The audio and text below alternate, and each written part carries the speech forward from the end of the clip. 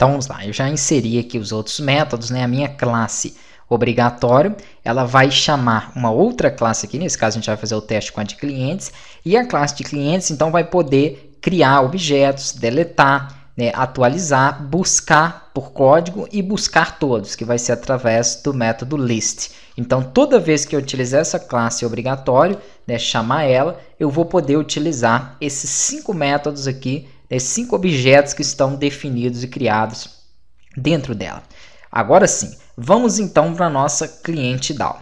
A cliente DAO, ela vai aceitar aqui, né, que você trabalhe a classe obrigatória. Então, se eu colocar 2 pontos, fala, ela herda da minha classe obrigatória. Até aqui ele consegue encontrar. Por quê? Porque tanto o meu objeto obrigatório, ele está com erro, é porque ela tem parâmetros, tá joia? Tanto o meu objeto obrigatório quanto o meu cliente DAO estão dentro de model.dao. Mas quando eu tento chamar aqui o meu cliente que está no projeto de entidade, ele não tem referência para ele. Então, ele não consegue receber isso aí. Então, vamos criar a nossa primeira referência. Botão direito em model.dao, adicionar referência. Aqui ele vai mostrar a solução, né? Os projetos e as soluções para que você possa então fazer a ligação. Isso também já foi mostrado em cursos anteriores, tá joia? Eu vou marcar aqui então que eu quero ligar, né, adicionar referências do modelo da entidade com o meu modelo.dao. Ok.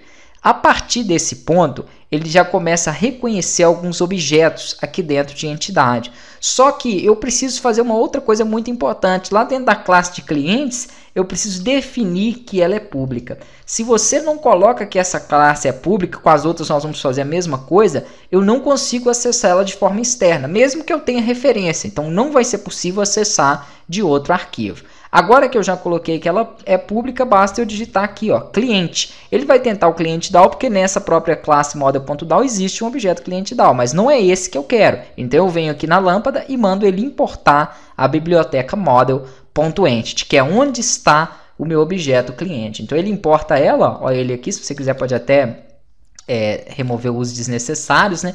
Então eu já tenho a biblioteca model.entity e aqui ele já consegue saber, né, quem é o objeto ali, ele já consegue relacionar essa classe. Essa também eu vou deixar como pública, porque assim eu posso acessar de forma externa. Então vamos entender aqui num todo.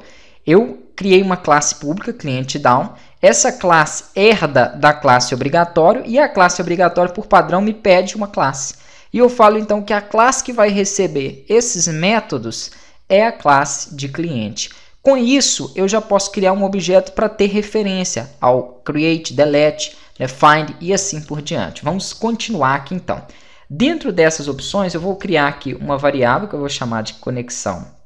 Objeto conexão, né, ela vai ser da conexão DB. Então, vou chamar aqui de objeto conexão DB. Ok. O que eu fiz? Criei uma variável chamada objeto conexão DB que pertence àquela classe de conexão. Então, ela carrega as informações da classe conexão. Se eu coloco aqui objeto conexão DB, ponto, eu posso então começar a utilizar, né, aquelas informações da classe. Já a gente vai fazer isso aí. Além dela, eu vou precisar também de um SQL command, porque eu vou começar a executar comandos SQL, né, delete, insert, create, etc. Então, private SQL command e eu vou chamar de comando.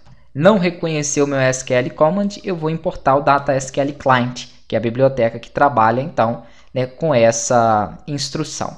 Tendo feito isso, eu vou precisar criar dentro dessa minha classe um construtor. Então vou colocar aqui o seguinte, public client DAO, que é o nome dela. Ok.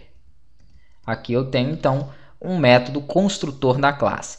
Toda vez que essa classe cliente DAO for chamado, ele vai executar o que for inserido dentro do construtor. É assim que funcionam, né, os construtores. Então, eu quero fazer o seguinte. A primeira coisa que eu vou fazer é a conexão.